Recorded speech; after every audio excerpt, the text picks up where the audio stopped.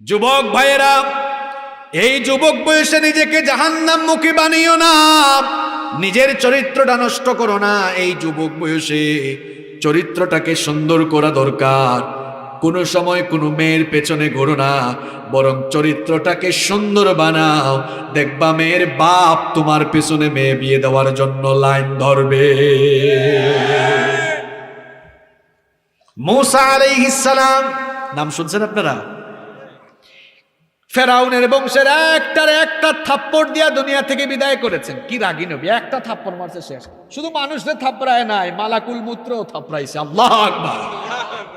ঘটনা বলবো। মালাকুল মউত মুসা নবীর কাছে আসলেন। মুসা নবী বললেন, তুমি কে? মালাকুল মউত বললেন, আমারে চিনেন না? আমি যার কাছে আসি তার জীবন আর রাখি। মুসা নবী বললেন, তাহলে আও, আমার জীবন নাও। যখন ফালাম্মা জাআহু সাক্কাহু, বুখারীর হাদিস, যখন মালাকুল মউত মুসা নবীর কাছে আসলেন, খুব রাগী নবী তো, একেবারে চোখের উপরে থাপ্পড় মারছে। আল্লাহু আকবার। এক থাপ্পড় খাইয়া মালাকুল মউত আল্লাহর কাছে গিয়ে কয়, আরসালতানি ইলা আব্দুল্লাহ ইউরিদুল মাউত। আল্লাহ এমন একজনের কাছে পাঠাইছে, উনি মরতে চায় না, গেছিলাম উনারে মারতে, উল্টা আমারই মাইরা ফেলছিল। আল্লাহ বললেন, যাও আমার নবী মূসার কাছে গিয়ে বলো, তিনি আরো হায়াত চাইলে ষাঁড়ের পিঠের উপরে তিনি যেন হাত রাখেন। তিনি তার হাত দিয়ে যতগুলো লোম ঢাকতে পারবেন, প্রতিটি লোমের বিনিময়ে 1 বছর করে হায়াত বাড়িয়ে দিবেন। মূসা নবী বুদ্ধিমান, বললেন, এগুলা যখন শেষ হবে হায়াত তখন কি হবে? মালাকুল মউত তখন মরা লাগবে। মূসা নবী নরম না গরম? ফেরাউনের বংশের একজনকে একটা থাপ্পড় দিলেন। ফেরাউন আইন জারি করলো, মূসাকে তাড়াতাড়ি গ্রেফতার করো। আল্লাহ তাআলার আদেশে মূসা নবী তখন মিশর ছেড়ে হিজরত করলেন। দৌড়াতে দৌড়াতে তিনি চলে গেলেন মাদিয়ানে যাওয়ার পরে একটা কুয়ার কাছে তিনি বসলেন। হঠাৎ করে দেখলেন 2টা মেয়ে পশুর পাল নিয়ে দাঁড়িয়ে আছে। তিনি তাদেরকে বললেন, কি ব্যাপার মেয়েরা, বহুক্ষণ ধরে তো এখানে দাঁড়িয়ে আছো, পশুর পালকে পানি পান করাও না কেন? মেয়েরা তখন বলল, আমরা তো মহিলা মানুষ, এই কুয়ার পাশে পুরুষ মানুষরা যতক্ষণ না তাদের পশুর পালকে পানি পান শেষ করাবে ততক্ষণ পর্যন্ত আমরা আমাদের নিজেদের পশুকে পানি পান করাতে পারবো না। মূসা নবীর মনে একটু দয়া হলো, তিনি এবার তাদের পশুর পালকে পানি পান করালেন। মেয়েরা বাড়িতে চলে গেল।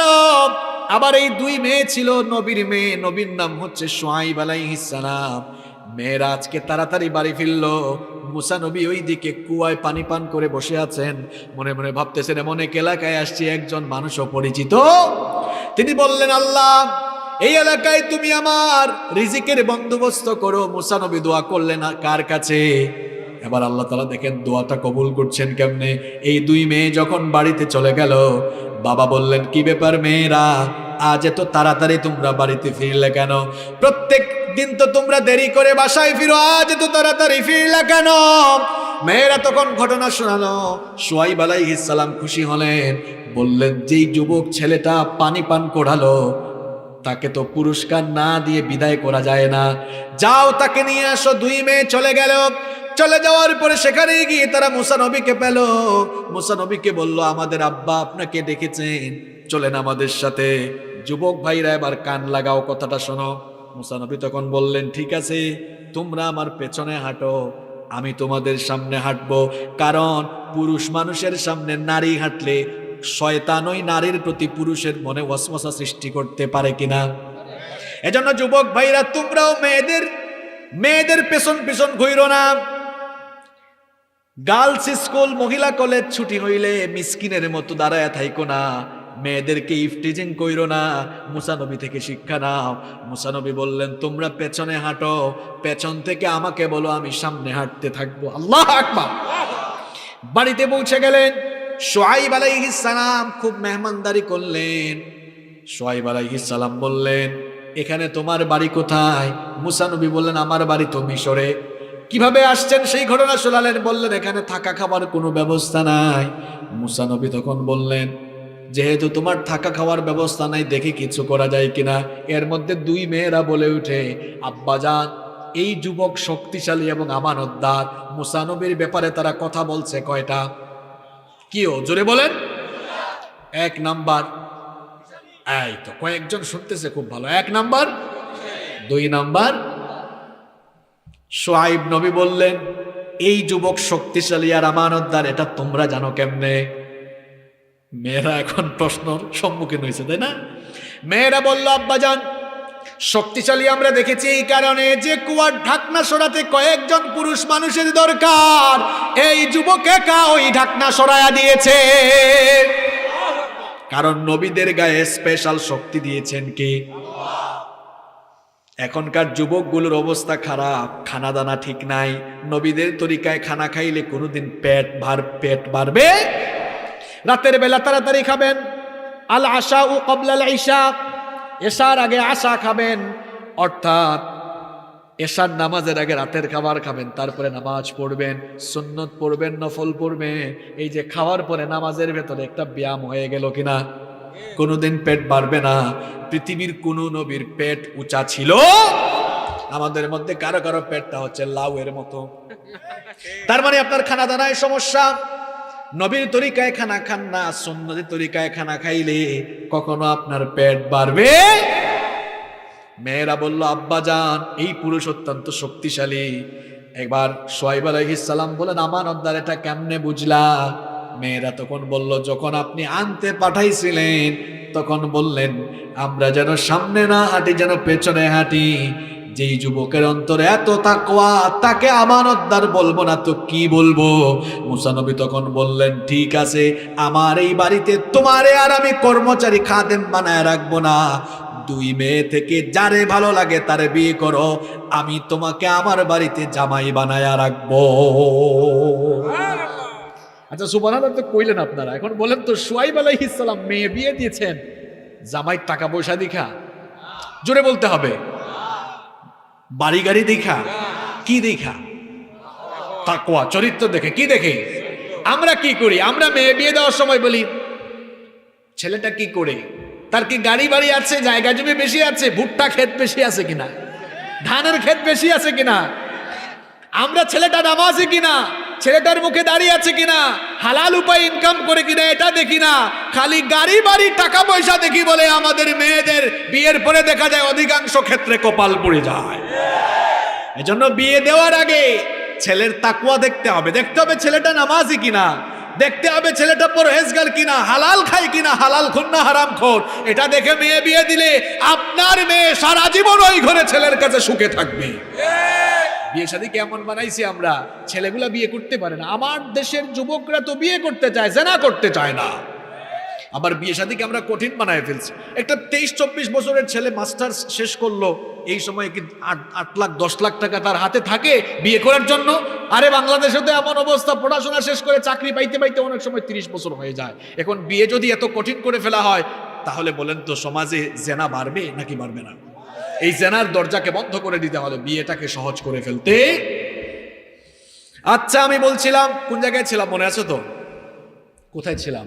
ওই যে বলবে, আল্লাহ এটা আমার না, মনে আরেকজনেরটা আমার হাতে দিয়ে আল্লাহ বলবেন, কোথায় যে ফেরেশতারা আমার বান্দার সবকিছু লিখতা, তারা কোথায়? দেখি তোমাদের খাতাটা দাও, তোমাদের খাতায় যা লিখছো আর এর হাতে দেওয়া আমলের খাতা, দুইটাকে একটু মিলায় দেখি, বলেন তো এবার মিলবে কিনা?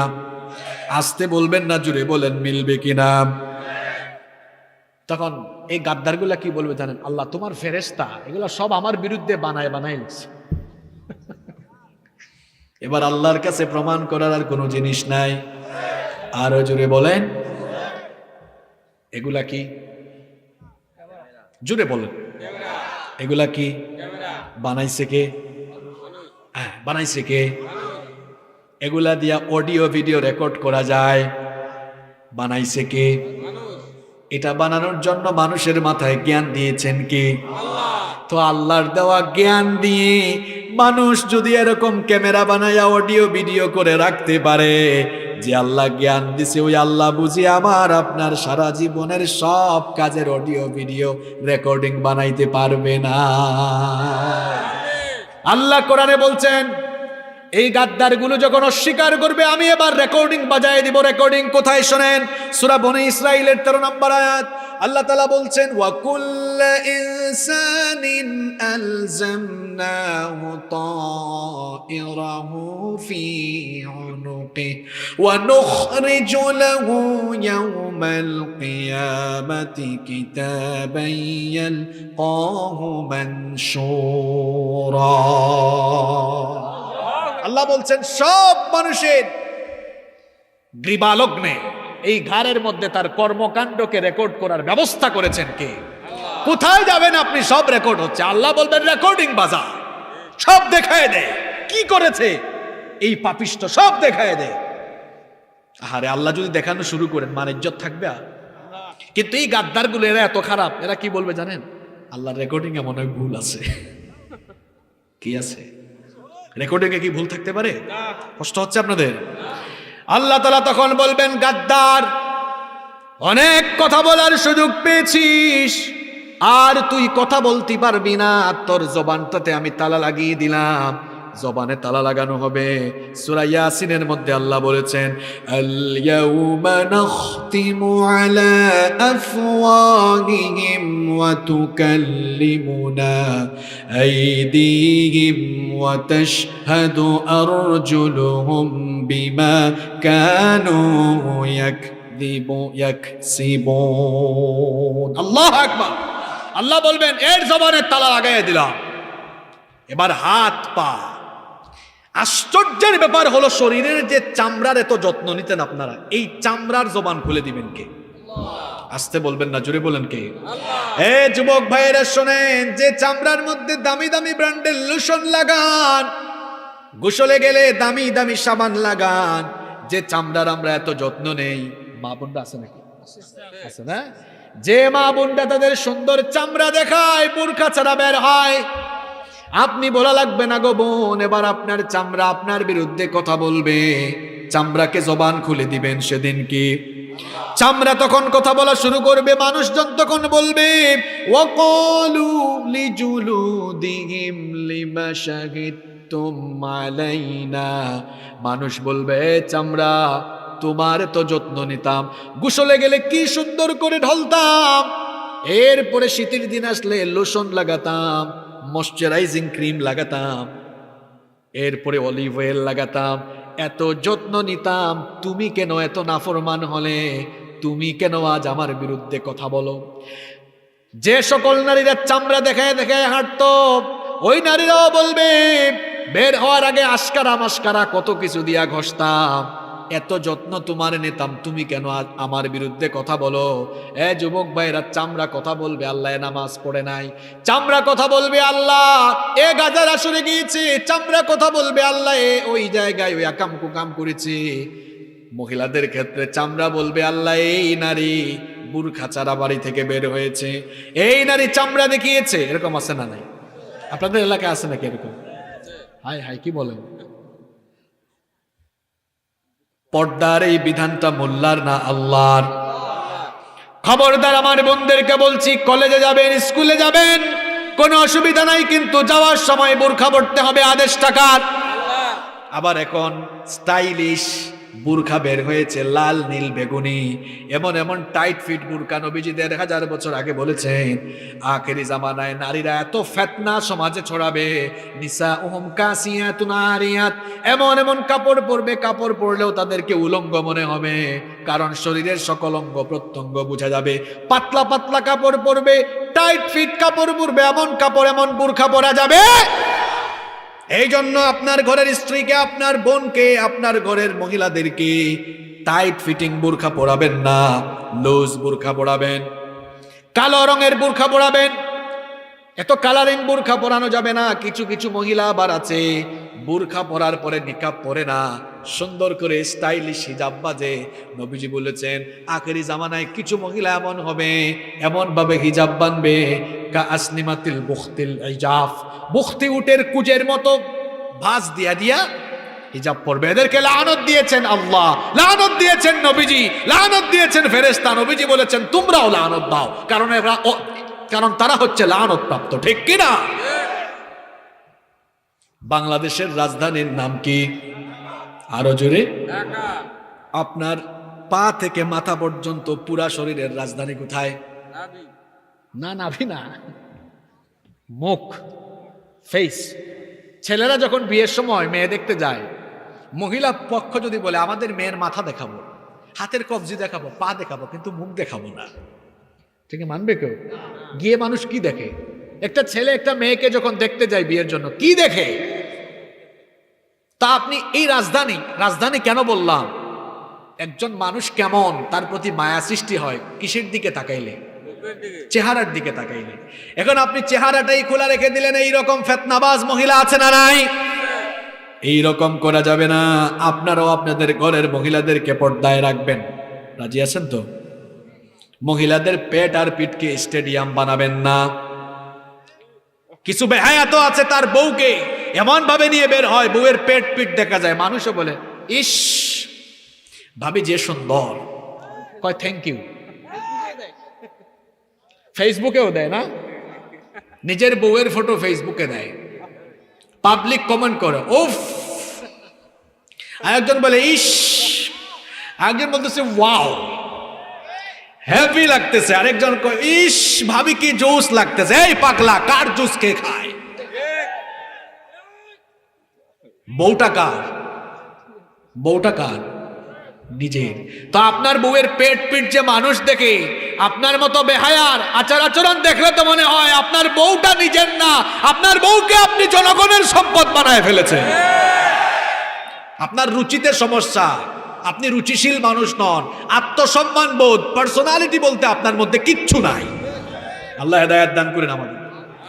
চামড়া কথা বলবে, চামড়া কথা বলবে। আল্লাহ এই নারী বুরখা পরে বের হতো না, আমার বোনদেরকে বলবো জাহান্নাম থেকে বাঁচতে হলে এই চামড়াগুলোকে দুনিয়াতে ঢেকে রাখার দরকার আছে না নাই? চামড়া পর্যন্ত কথা বলবে। আল্লাহ তাআলা বলবেন, এ জাহান্নামের ফেরেশতারা, এই জাহান্নামীগুলোকে ধর, গলার মধ্যে ডান্ডা বেরি লাগা, শিকল পড়া, কত গজ লম্বা শিকল। আল্লাহ বলছেন তুম্মা ফি সিলসিলাতিন যারউহা ৭০ যিরাআন ফাসলুকু, ৭০ গজ লম্বা শিকল দিয়ে বাঁধো, তারপরে টেনে টেনে টেনে হিচড়ে মাথার চুলের মুঠি ধরে জাহান্নামে নিয়ে যাও। ও বাবারা, লালমনিরহাটের ভাইয়েরা, জাহান্নামটা কি বলেন তো সহজ জায়গা নাকি? কি সাংঘাতিক জায়গা রে ভাই! শোনেন, কেমনে ৫ ওয়াক্তের নামাজ ছেড়ে দেন আমার বুঝে আসে না। ওই জাহান্নামের আগুনের ভয় কি দিলের ভেতর থেকে চলে গেল নাকি? কেমনে ফজরের নামাজে যান না, কেমনে মিথ্যা বলেন, কেমনে গীবত করেন, কেমনে বেপরদা হয়ে বের হন, কেমনে ইসলামের বিরুদ্ধে কথা বলেন, কেমনে গুনার চিন্তা করেন, কেমনে পাপের চিন্তা করেন, ওই জাহান্নামের কি ভয় দিল থেকে চলে গেল নাকি? হ্যাঁ যুবক ভাইয়েরা শোনেন, জাহান্নামটা কত মারাত্মক জায়গা। নবীজি বলেছেন, ইবনে হিব্বানের হাদিস, লাউ আন্না হিজরান ইউকযাফু বিহি ফি জাহান্নাম হাওয়া ৭০ খরিফান ক্বাবলা আন ইয়াবলুগা কারুহা। নবীজি বলেছেন জাহান্নামটা এত গভীর, জাহান্নামটা এত গভীর, জাহান্নামের মুখে যদি একটা পাথর ফেলা হয়, ওই পাথর জাহান্নামের তলদেশে স্পর্শ করতে ৭০ বছর সময় লেগে যায়। আল্লাহু আকবার! কত বছর? ৭০। চিন্তা করেন তো এটা কত গভীর। এখন একটা পাথর ফেললো, পড়তে পড়তে একদম গভীরে নিচে যেতে কত বছর? এ যুবক ভাইয়েরা, কেমনে নামাজ ছাড়ো রে ভাই? ওই এত গভীর জায়গায় জাহান্নামের আগুনের ভেতরে আমাদেরকে ফেলা হলে আমরা তো টিকতে পারবো না রে ভাই। এই জাহান্নামটা বড় কঠিন জায়গা, বড় মারাত্মক জায়গা। দুনিয়ার আগুন আর জাহান্নামের আগুন কি এক সমান নাকি? দুনিয়ায় যে আগুন আমরা জ্বালাই, এই আগুনকে ৭০ বার দৌত করার পরে এরপরে আগুনটা দেওয়া হয়েছে। দুনিয়ার আগুন হলো জাহান্নামের আগুনের ৭০ ভাগের ১। দুনিয়ার আগুনের কালারটা কেমন বলেন? আরো জোরে বলেন। এই তো বলেন, কালারটা কেমন? জাহান্নামের আগুনটা কেমন? হ্যাঁ, মাশাআল্লাহ, জানেন আপনারা, সবগুলো লাইট যদি এখানে অফ করে দিয়ে দুনিয়ার আগুন জ্বালানো হয়, আগুনও জ্বলবে, পাশাপাশি কিছুটা আলোকিত। কিন্তু জাহান্নামের আগুনটা এত মারাত্মক, আলোকিত জায়গায় জাহান্নামের আগুন লাগালে হলে পরে আলোকিত জায়গাটাও তমসাচ্ছন্ন অন্ধকার হয়ে যাবে। অন্ধকার অন্ধকার অন্ধকার, বড় মারাত্মক অন্ধকার। এ যুবক ভাইয়া, নামাজ কেমনে ছাড়ো? জাহান্নামের আযাবটা তো কবর থেকেই শুরু হয়ে যায়। এই কবরটা বড় মারাত্মক জায়গা রে ভাই। এই যে ওয়াজ শুনে এখন আপনারা বাড়িতে যাবেন, বাড়িতে গিয়া নরম তুলতুলে বিছানা পাবেন, খুব সুন্দর বিছানা ঝেড়ে তারপরে আপনারা বালিশে মাথা লাগায় ঘুমাবেন। কিন্তু বলেন তো বাবারা ভাইয়েরা, কবরটা এমন জায়গা, সেখানে কি কোনো বিছানা আছে নাকি? কাদা মাটি ধুলাবালি যুক্ত, পোকামাকড় সাপ বিচ্ছু যুক্ত সেই জায়গা। খুব বড় খাটে দুনিয়াতে ঘুমান, কিন্তু কবরটা কি বড় না অত্যন্ত ছোট জায়গা? 3.5 হাত জায়গা। আপনি যে নামাজ ছাড়েন, আপনি যে নামাজ ছাড়েন, আপনি যে মিথ্যা বলেন, গীবত করেন, গুনাহ করেন, পাপ করেন, এই রকম পাপী হয়ে কবরে যদি যান, নবীজি বলেছেন এই কবরটা হলো রাউদাতুম মির রিয়াদিল জান্নাহ, হয় মুমিনের জন্য জান্নাতের বাগান হবে, আও হুফরাতুম মিন হুফারিন নার, অথবা সেটা জাহান্নামের গর্ত হয়ে যাবে। যদি সেটা জাহান্নামের গর্ত হয়ে যায়, দাউ দাউ করে আগুন জ্বলবে। এই আগুনটা বড় মারাত্মক আগুন। এখন যদি কাউকে বলা হয়, ভাই দুনিয়ার আগুনে আপনি আপনার হাতের আঙ্গুল রাখেন, 1 মিনিটও রাখা যাবে না, সেটা জ্বলে পুড়ে ছাই হয়ে। এটা হলো জাহান্নামের আগুনের 70 ভাগের 1। 70 ভাগের 1 ভাগেই আগুন। এখানে অবস্থা যদি এমন হয় জ্বলে পুড়ে ছাই হয়ে যায়, তাহলে জাহান্নামের আগুনে গেলে কি যে অবস্থা হবে চিন্তা করে দেখেন। আরে ভাইরা, এই দুনিয়ার আগুন মানুষের চামড়া জ্বালায়, আর জাহান্নামের আগুন মানুষের কলিজা সুদ্ধা জ্বালায়। জাহান্নামটা কত ক্ষিপ্র, কত তীব্র শোনেন। কিয়ামতের দিন জাহান্নামকে যখন হাজির করা হবে, 70,000 লাগাম থাকবে। বলেন তো জাহান্নামের কত হাজার লাগাম থাকবে? প্রত্যেকটা লাগামে 70,000 ফেরেশতা থাকবে। চিন্তা করেন কত ক্ষিপ্র। নবীজি বলেছেন, একবার যদি কোনো ফেরেশতা জাহান্নামের লাগামটা মুহূর্তে একটা বারের জন্য ছাড়তো, তাহলে জাহান্নাম গোটা বিশ্ব জগতের সবকিছু জ্বালিয়ে ভস্ম করে দিত। কিয়ামতের দিন জাহান্নাম ক্ষিপ্র হয়ে উঠবে। কিয়ামতের দিন জাহান্নাম তেজস্বী হয়ে উঠবে। জাহান্নাম হুঙ্কার ছাড়বে, গর্জন ছাড়বে। হাসরবাসীরা সেই গর্জনের আওয়াজ শুনতে পাবে। আল্লাহ তাআলা কোরআনে বলছেন, ইদা উলকু ফিহা সামিউ লাহা শাহীকাও ওয়া হিয়া তাফুর তাকাদু তামাইয়াজু মিনাল গায়জ। আল্লাহ তাআলা বলছেন, জাহান্নাম রেগে গুসায় ফেটে যাবে, এমন ক্ষিপ্রতা ধারণ করবে। যখনই জাহান্নামের দলকে মাথার চুলের মুঠি ধরে জিঞ্জির লাগায়া বেনামাজি পাপিষ্ট জাহান্নামীগুলোকে টেনে হিচড়ে জাহান্নামে নিক্ষেপ করার জন্য নেওয়া হবে, জাহান্নামের দারওয়ান ফেরেশতারা তখন বলবে, আল্লাহ তাআলা কোরআনে বলছেন, কুল্লামা উলকিয়া ফিহা ফাওজুন সাআলাহুম খাযানাতুহা আলাম ইয়াতিকুম নাযীর। বলবে, ভাইরে, এই এত খারাপ জায়গা, যেখানে গেলেই শেষ, এত দুঃখ, এখানে কেন আসছো? এই জাহান্নামে কেন আসছো রে ভাই? তোমাদের কাছে কি নবী রাসূল যায় নাই? তোমাদের কাছে কি নবীর উত্তরসূরি আলেমরা যায় নাই? তারা কি জাহান্নাম সম্পর্কে তোমাদেরকে বলে নাই? কেন নামাজ ছেড়ে দিয়া, কেন গুনাহ করে করে জাহান্নামে আসলা?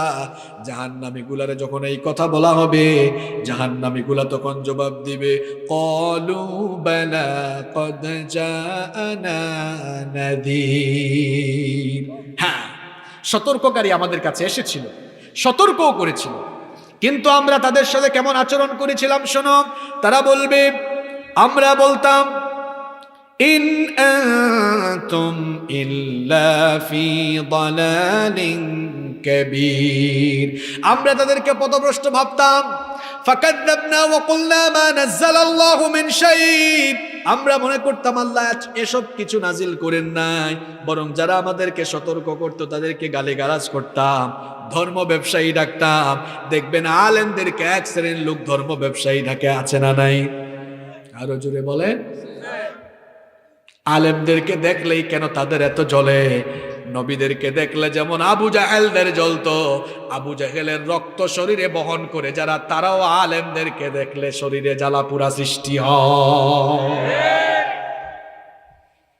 জাহান্নামীগুলো বলবে আমরা আলেমদেরকে নিয়ে ঠাট্টা উপহাস করতাম, আলেমদের কথা বিশ্বাস করতাম না।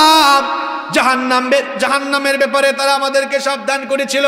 ফেরেশতা তখন বলবে যেহেতু তোকে সাবধান করা হয়েছিল, তুই যেহেতু মানিস নাই, আজ আযাবের মজা বুঝ। এবার জাহান্নামের ফেরেশতারা যখন ডান্ডা বেরি লাগাইয়া শিকল দিয়া বেঁধে চুলের মধ্যে বেরি পড়াইয়া যখন টেনে হিচড়ে নিয়ে যাবে, চুলের মুঠি ধরে টেনে টেনে জাহান্নামের দিকে নিয়ে যাবে, তখন এই পাপীগুলো বলবে, আফসোস করে তারা বলবে, ওয়াকালু লাউ কুন্না নাসমাউ আও নাকিলু মা কুন্না ফি আসহাবিস সাঈর। তারা বলবে হায় আফসোস, আমাদেরকে যেগুলো বলা হয়েছিল সেগুলো যদি আমরা মানতাম, অনুধাবন করতাম, তাহলে আজ জাহান্নামে যাওয়া লাগতো। এটা বলার পর খুব মায়া করা হবে, তাই না? আল্লাহ বলবেন এদেরকে পোশাক পরা, পোশাকটা খুব দামি পোশাক হবে, উন্নত মানের হবে। আসেন জাহান্নামীগুলাকে আল্লাহ কেমন পোশাক পরাতে বলবেন? কষ্ট হচ্ছে আপনাদের? আল্লাহ বলবেন শোনো শোনো, এদেরকে এরপরে কি করব? ফাল্লাযীনা কাফারু قطعت لهم ثياب من نار يصب من فوق رؤوسهم الحميم يصهر به ما في بطونهم والجلود। আল্লাহ তাআলা বলছেন আগুনের তৈরি পোশাক তাদেরকে পরিধান করানো হবে। আগুনের পোশাক যখন তাদেরকে পরিধান করানো হবে, শরীরের চামড়াগুলো জ্বলে যাবে। এরপরে আল্লাহ বলছেন এদের মাথার উপরে ফুটন্ত গরম পানি ঢালা হবে। মাথার উপরে যখন ফুটন্ত গরম পানি ঢালা হবে, যুবক ভাইরা শোনো কেমনে ফজরের নামাজ কাজা করো, যুবক ভাইরা শোনো কেমনে মোবাইলে গুনাহ করো, মা বোনেরা শোনেন কেমনে বেপরদা হয়ে বের হন, কেমনে জনগণের হক নষ্ট করেন, কেমনে গুনাহ করেন। জাহান্নামের আযাবের ভয় কি চলে গেল নাকি? জাহান্নামীগুলোকে আগুনের পোশাক পরিধান করানো হবে, শরীরের চামড়াগুলো জ্বলে যাবে, মাথার উপরে ফুটন্ত গরম পানি ঢালা হবে। যখন ফুটন্ত গরম পানি ঢালা হবে, তখন মাথার মগজগুলো টকবক করে ফুটবে, এমনকি পেটের ভেতরের নারী ভুঁড়ি সুদ্ধা জ্বলে যাবে। এই রকম করে শাস্তি চলবে। শুধু তাই নয়, আল্লাহ বলেছেন ওয়ালাহুম মাকামিউ মিন হাদিদ, লোহার তৈরি মুগুর থাকবে। মুগুর মানে হচ্ছে লাঠি। লাঠিটা কেমন? দুনিয়ায় যে লাঠি সুটা নিয়ে মানুষ মারামারি করে এমন লাঠি। নবীজি বলেছেন এই উম্মত শোনো, জাহান্নামের ফেরেশতাদের হাতে আল্লাহ যে লাঠি দিয়েছেন, এই লাঠি দিয়ে দুনিয়ার বিশাল পাহাড়কে আঘাত করলে মুহূর্তেই পাহাড়গুলো ধুলায় পরিণত হয়ে যাবে। এই রকম লাঠি দিয়ে জাহান্নামীগুলোকে পেটানো হবে, শায়েস্তা করা হবে। এই রকম আযাবের উপর আযাব চলবে, শাস্তির পর শাস্তি চলবে। জাহান্নামের আগুন, জাহান্নামে যখন আগুনের তৈরি পোশাক তারা পরবে, সবগুলো চামড়া জ্বলে যাবে। মৌত মানুষের একবার হবে, কয়বার? দেখবেন কিছু মানুষ আছে, আপনারাও হয়তো দেখেছেন, কঠিন রোগে আক্রান্ত, কষ্ট যখন পায় কয় আল্লাহ আমারে নিয়ে নেন, মৌত আমার জন্য ভালো। এই যে জাহান্নামে এত কষ্ট পাবে, এত আযাব পাবে, জাহান্নামে কোনোদিন মৌত আর আসবে না। জাহান্নামে যখন আগুনের পোশাক পরানো হবে, শরীরের চামড়া জ্বলতে থাকবে। আল্লাহ বলছেন যখন চামড়াগুলো জ্বলে যাবে, আমি আবার নতুন চামড়া লাগাবো।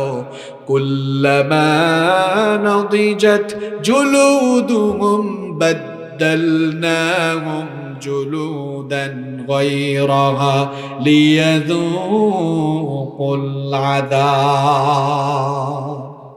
যখনই শরীরের চামড়া জ্বলবে আমি আবার জ্বলে যাওয়া পুড়ে যাওয়া চামড়ায় নতুন চামড়া লাগাবো, যেন এদেরকে ভালো করে আযাবের মজা বুঝাইতে পারি। এইভাবে করে আযাব চলবে। জাহান্নামীগুলো শাস্তি পেতে পেতে ক্ষুধার্ত হয়ে যাবে, পিপাসার্ত হয়ে যাবে, বলবে আল্লাহ এত শাস্তি চলতেছে, দয়া করে কিছু পানি ভিক্ষা দেন। জাহান্নামীগুলো পানি ভিক্ষা চাইবে। আল্লাহ তাআলা বলছেন এই জাহান্নামীগুলো যখন আযাব পাইতে পাইতে, এখন তো আমরা আল্লাহর দেওয়া ঠান্ডা পানি, আল্লাহর দেওয়া সুপ্রিয় তৃপ্তিদায়ক পানি পান করে আল্লাহর সঙ্গে গুনাহ করছি, গুনাহ করার পরেও আল্লাহ পানি দিচ্ছেন। জাহান্নামের আযাব যখন শুরু হবে ভিক্ষা করেও আর পানি পাওয়া যাবে। যখন জাহান্নামীগুলো পানি চাইবে আল্লাহ বলছেন শোন, আজ তোর জন্য কেমন পানি রেখেছি রে বান্দা, শোন। লা ইয়াযুকুনা ফিহা বারদান ওয়ালা শারাবা ইল্লা হামিমান ওয়া গাসসাকা। কোনো ঠান্ডা পানি নাই, পিপাসা দূর করবে এমন কোনো পানি নাই। যখনই পানি চাইবে আল্লাহ বলবেন ফেরেশতাদেরকে গরম পানি দেয়। এই রকম গরম পানি, ফুটন্ত পানি যখন পান করবে জিহবাটা পুড়ে যাবে, ভেতরের নারী বুড়ি সুদ্ধা জ্বলে যাবে। আবার তাদেরকে দেয়া হবে পুজ। পুজ চিনেন আপনারা? শরীরে ঘা হইলে যে পুজ বের হয়, পুজ দেয়া হবে। আবার অন্য আয়াতে আল্লাহ বলেছেন জাক্কুম দেওয়া হবে, কাঁটাযুক্ত ঘাস খাবে। গরুর খাদ্য হলো ঘাস, গরু তো ভালো ঘাস খায়। জাহান্নামীগুলো এমন ঘাস খাবে গলার মধ্যে আটকে যাবে, ভেতরে যাবে। জাহান্নামীগুলো এমন খাবার পানীয় পেয়ে তৃপ্তি আসবে না, পেট ভরবে না, পুষ্টি যোগাবে না, তাদের পিপাসা ক্ষুধা কোনোটাই নিবারণ হবে না। হঠাৎ করে তারা দেখবে ওই তো কিছু ভাই দেখা যায়, দুনিয়াতে যারা নামাজ পড়তো, দুনিয়াতে যারা মানুষের মতবাদ আন্দোলন প্রতিষ্ঠা করে নাই, আল্লাহর জমিনে আল্লাহর দ্বীন কায়েমের কাজ করত, যাদেরকে দেখলে আমরা জঙ্গি বলতাম, মৌলবাদী বলতাম, যারা দুনিয়াতে নামাজ পড়তো, দুনিয়াতে মা বাবার খেদমত করত, দুনিয়াতে যারা ভালো কাজ করত, ওই তো নেককার জান্নাতি ভাইগুলোকে দেখা যায়। জান্নাতে যাওয়ার কারণে জান্নাতীদেরকে নিয়ামত দিচ্ছেন কে? এবার ওই সকল জাহান্নামীরা জান্নাতীদের কাছে যাবে। জান্নাতীদের কাছে গিয়ে কি বলবে? আল্লাহ কোরআনে বলেছেন ওয়ানাদা আসহাবুন নারি আসহাবাল জান্নাতি আন আফিদু আলাইনা মিনাল মাই আও মিম্মা রাযাকাকুমুল্লাহ। জাহান্নামীরা গিয়ে বলবে ও জান্নাতি ভাইয়েরা, তোমরা জান্নাতে আসার কারণে আল্লাহ তাআলা তোমাদেরকে কত নিয়ামত দিয়েছেন, এত খাবার দাবার পাচ্ছ, এত পানি, কিছু খাবার আর পানি তোমরা আমাদেরকে ভিক্ষা দাও। জাহান্নামীগুলো ভিক্ষা চাইবে জান্নাতীদের কাছে। জান্নাতীরা তখন কি বলবে শুনেন, ক্বালু ইন্নাল্লাহা হাররামাহুমা আলাল কাফিরিন। জান্নাতীরা বলবে হে জাহান্নামী ভাইরা শোনো, জান্নাতের নেয়ামতকে আল্লাহ তাআলা তোমাদের মতো কাফেরদের জন্য হারাম করে দিয়েছে। একটা কথাও বানায় বলতেছি, সব কোরআন থেকে। জান্নাতীরা জবাব দিবে তোমাদের মতো কাফেরদের জন্য আল্লাহ জান্নাতের নেয়ামত হারাম করে। এত পিঠা খাইতেছে, এত আযাব পাচ্ছে, খাবার দাবারও নাই, ভিক্ষা করেও খাবার দাবার পাওয়া যাচ্ছে। অসহায় হয়ে তারা পড়ে থাকবে। হঠাৎ করে জাহান্নামে পথভ্রষ্ট অনুসারী, পথভ্রষ্ট কর্মীরা তাদের পথভ্রষ্ট নেতাদের সামনাসামনি হবে। যুবক ভাইয়েরা, এই যৌবনের বয়সে তুমি জাহান্নামী দল করো, জাহান্নামী দল করো। যেই সকল নেতা নামাজ পড়ে না, যেই সকল নেতারা আল্লাহর রাসূলের আদর্শ জমিনে প্রতিষ্ঠা করতে চায় না, তাদের পিছে তুমি ঘরো আছে না নাই? এবার শোনো, জাহান্নামে ওই ভণ্ড নেতার কর্মীগুলার কি হয়? আমি কি বানায় বলতেছি না, কোরআন থেকে বলতেছি। জাহান্নামে এবার ভণ্ড নেতা কর্মীর সাক্ষাৎ। কোন নেতা? যে নেতা নামাজ পড়ে না, যে নেতা কোরআন শুনলেই শরীরে গা জ্বালা হয়, আছে না নাই? কোরআনকে কিছু মানুষ মসজিদে রাখছে, সমাজে রাখে নাই। কয় কোরআন দিয়ে মসজিদ চলবে কিন্তু সমাজ চলবে। তো আল্লাহর রাসূল সমাজ চালাইছেন কি দিয়ে? রাষ্ট্র চালাইছেন কি দিয়ে? সুতরাং যে ব্যক্তি এই কথা বলবে কোরআন সমাজ রাষ্ট্রে চলবে না, সে ব্যক্তি রাসূলের আদর্শের বিরোধী হিসাবে এই দুনিয়াতে দাঁড়িয়ে থাকবে।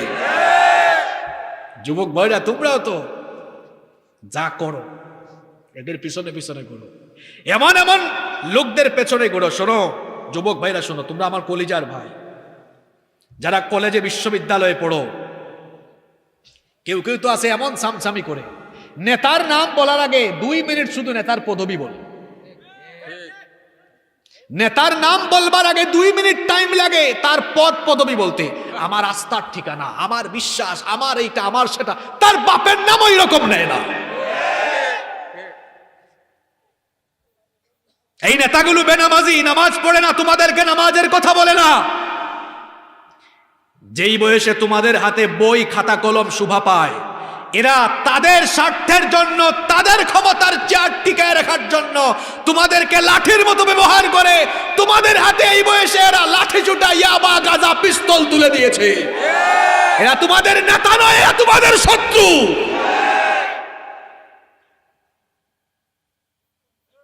ছাত্র আর যুবক ভাইদেরকে বলবো, keep in your mind, youth is not a gift given by a leader.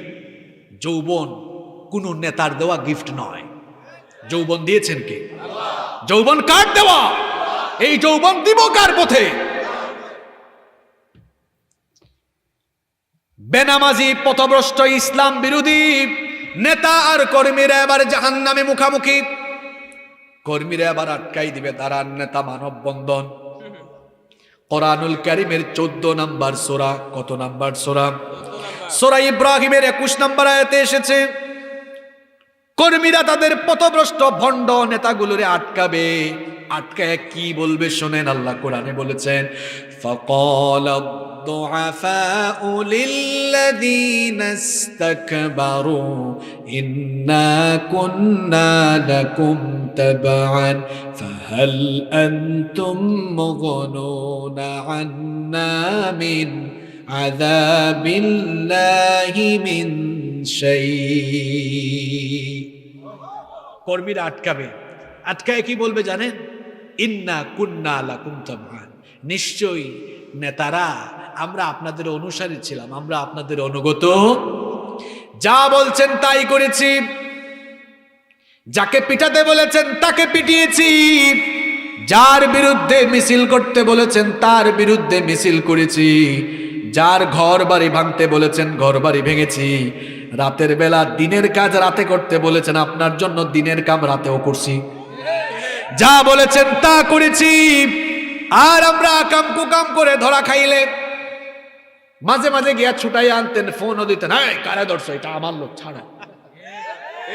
আকাম কুকাম করে আমরা যদি ধরা খাইতাম, জেলে যাইতাম, জামিনের ব্যবস্থা করা হইতো কি না? মনে পড়লো জামিনের কথা এখন, যেহেতু প্রসঙ্গ ক্রমে আসলো।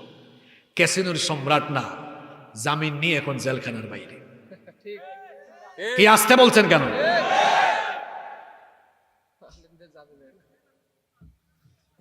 টুপিদারিওয়ালাদের জামিন হয় না, শাইখুল হাদিসদের জামিন হয় না। সবচেয়ে কষ্ট লাগে কি জানেন? বেশ্যা মহিলাদেরকে আদালতে দড়ি ছাড়া, রশি ছাড়া, হ্যান্ডকাপ ছাড়া তোলা হয়, আর বড় বড় শাইখুল হাদিসদেরকে দড়ি লাগাইয়া টেনে বেইজ্জত করে আদালতে তোলা হয়, বেশ্যা মহিলাদেরকে দড়ি ছাড়া তোলা হয়। এই চিত্র বলে দেয় এটা সুশাসনের চিত্র হতে পারে না।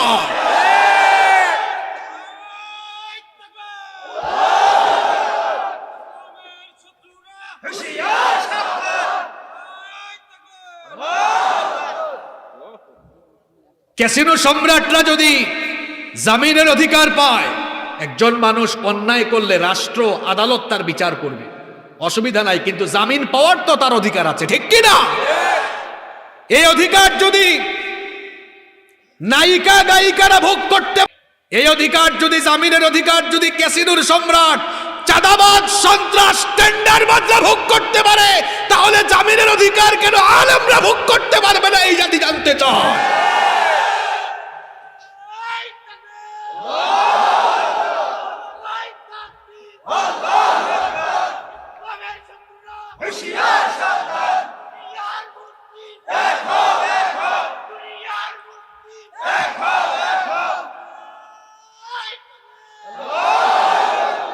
ভণ্ড পথভ্রষ্ট কর্মীরা বলবে, দুনিয়াতে আপনাদের পক্ষে আকাম কুকাম কইরা গেলে আপনারা জামিনও নিয়ে আসছেন ক্ষমতার চোটে।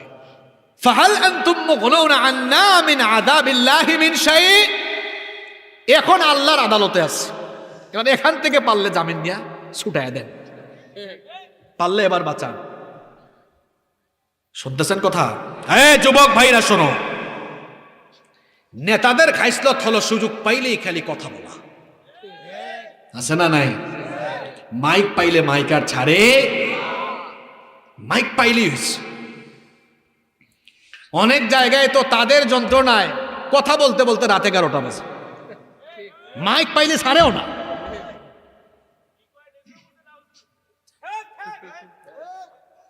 অনেক সময় আমাদেরকে বলে, হুজুর ওয়াজ করেন কিন্তু রাজনৈতিক কথা, অথচ আমার আগে সে রাজনৈতিক কথা বলে ফেলেছে। এরকম আছে না নাই? নেতাদের খাসলত হলো বক্তৃতা করা। এখন কর্মীদের লাফালাফি শুরু হয়েছে, এখন কর্মীদেরকে থামাবার জন্য নেতাও শুরু করবে বক্তৃতা। আর এই বক্তৃতা কুরআনে দিয়েছেন কে? শুনেন এরা কি বক্তৃতা করবে। এরা তখন কর্মীদেরকে বলবে, থাম, লাফালাফি করিস না, বস, আমার কথা শোন। নেতা এবার ভাষণ শুরু করবে। নেতা এবার কর্মীকে বলবে, ক্বালু লাউ হাদানাল্লাহু লাহাদাইনাকুম। লাউ হাদানাল্লাহ, আল্লাহ যদি আমাগো কপালে হেদায়েত দিতেন তো তোদের কপালে হেদায়েত আসতো। আমরা নিজেরাই তো হেদায়েত ছাড়াছি, তো তোদেরকে হেদায়েতের দিকে ডাকতাম কেমনে? আমরা নিজেরাই ছিলাম পথভ্রষ্ট, গোমরা, বেনামাজি, নিজেরাই ছিলাম দিন বিরোধী, তোদেরকে কেমনে দিনের পথে রাখতাম? সুতরাং আমার কর্মীরা শোনো, সাওয়াউন আলাইনা আজাজি'না আম সাবারনা মা লানা মিন মাহিস। আজকে ধৈর্য ধরো আর না ধরো, যতই চিল্লা চিল্লি লাফালাফি করো না কেন, আজকে তোমাদের অবস্থা যা আমার অবস্থাও তা। আজকে নেতা কর্মী আল্লাহর আদালতে আযাব আজকে সমান সমান। আপনারা বলছেন ঠিক, আর কর্মীরা বলবে বেঠিক। হ্যাঁ শোনান বেঠিকটা কেমনে? তারা বলবে মানি না, মানি না। আল্লাহ বলবেন কে আবার কি মানে না? কর্মীরা এবার আল্লাহর কাছে যাবে, গিয়ে বলবে, আল্লাহ আমাদের ভণ্ড নেতাদের কথা মানি না, তোমার কাছে আমাদের ভণ্ড নেতাদের বিরুদ্ধে অভিযোগ হলো 2টা। কয়টা? আরো জোরে বলেন। আল্লাহ বলবেন ঠিক আছে বলো। এবার পথভ্রষ্ট কর্মীরা তাদের ভণ্ড নেতাদের বিরুদ্ধে আল্লাহর কাছে 1 নম্বর অভিযোগ করবে।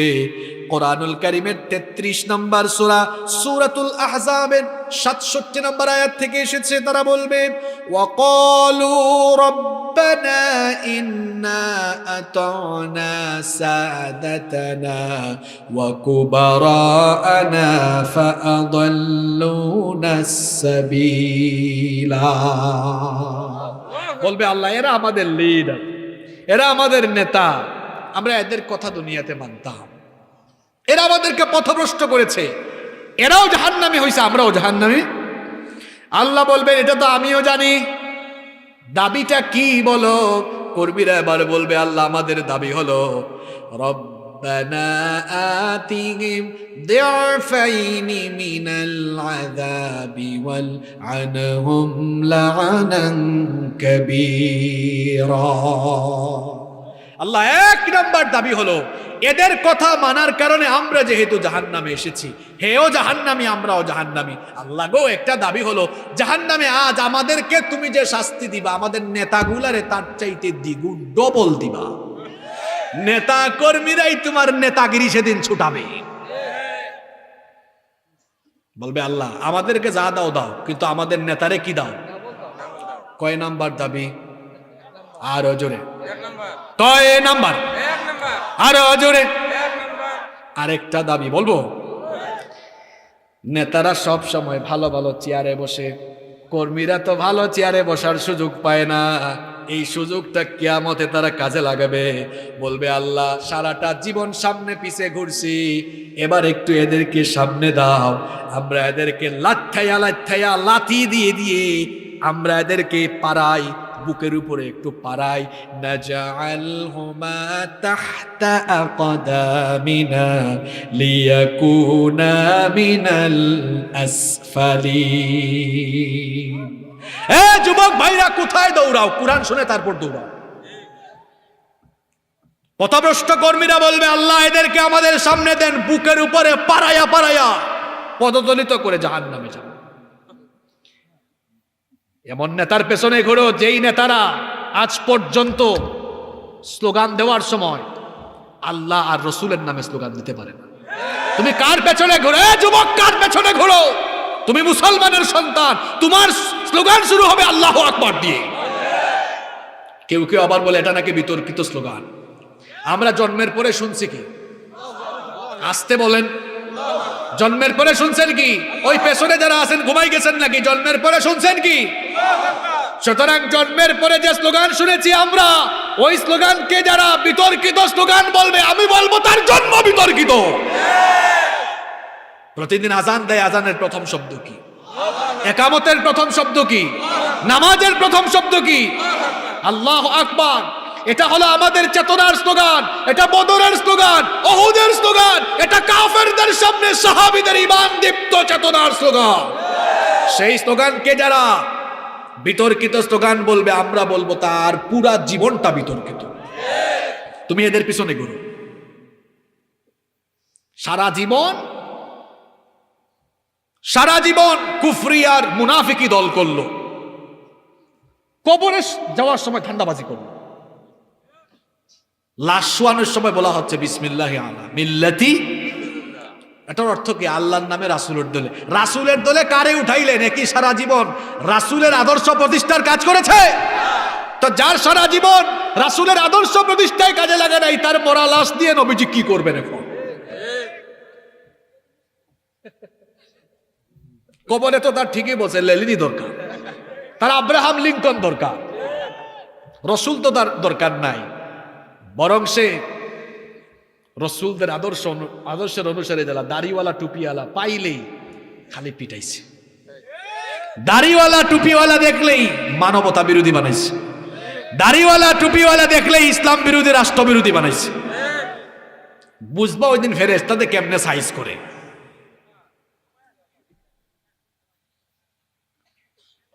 এইরকম ভণ্ড নেতা কর্মীদের সাক্ষাৎ করবে।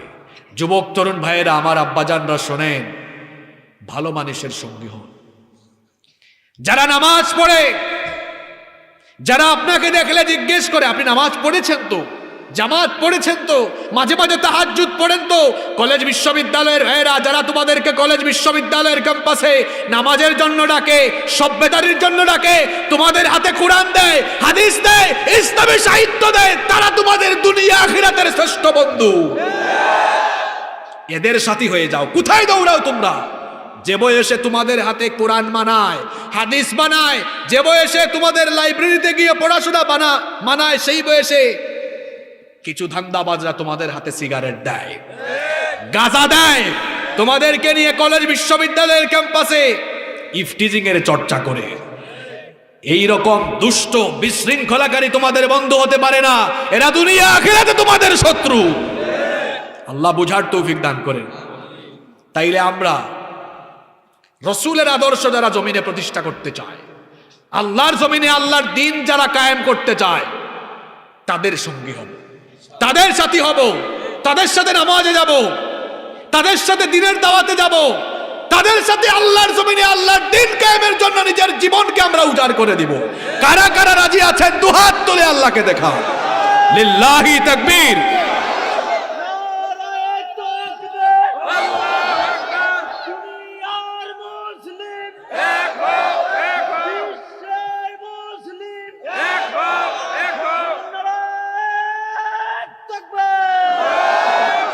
আল্লাহ কবুল করেন। কষ্ট হচ্ছে আপনাদের? এবার জাহান্নামে মানুষ যাবে যে বেটার ধুকায় বেশি, ওই বেটার নাম কি বুঝেন নাই? জাহান্নামে যে যার ওয়াসওয়াসায় মানুষ বেশি জাহান্নামে যাবে তার নাম কি? আরে ফজরের নামাজটা ছাড়ছে কার ধুকায়? গুনাহ করছে কার ধুকায়? তো শয়তানের সঙ্গে কি শয়তানের মুরিদের দেখা হইছে? দেখা তো হয় না, দেখাও লাগতো না? না বলছেন কেন? হওয়া লাগবে। এবার জাহান্নামে শয়তানের সাথে শয়তানের মুরিদদের দেখা। শয়তানের মুরিদ কারা? যারা শয়তানের ওয়াসওয়াসার শিকার হয়েছিল। এবার আটকাবে, ও বাবাজি আপনারে পাইছি, আপনার ধোঁকা খাইয়া ফজরের নামাজটা ছাড়লাম, আপনার ধোঁকা খাইয়া আমি 5 ওয়াক্ত নামাজ ছাড়লাম, আপনার ধোঁকা খাইয়া নবীজির তরিকায় না চলে তোমার তরিকায় মাঝে মাঝে দুষ্টদের তরিকায় চলতাম। দেখেন না অনেক যুবক চুল কাটে মেসি আর নেইমার স্টাইলে। এই যে বিশ্বকাপ আসতেছে, বাংলাদেশের পতাকা কিনে না কিনে ব্রাজিল আর আর্জেন্টিনার পতাকা। যাদের পতাকা কিনো এরা তোমার দেশকে চিনেও না। গোটা পৃথিবীতে মুসলমান মার খায়েদের জবান থেকে কথা বের হয় না, তুমি কার পতাকা কিনো?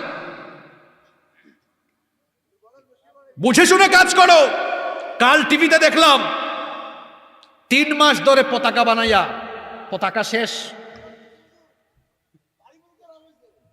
হায় হায় হায় হায়, বাড়ি পর্যন্ত পতাকার রঙে রং করে ফেলেছে।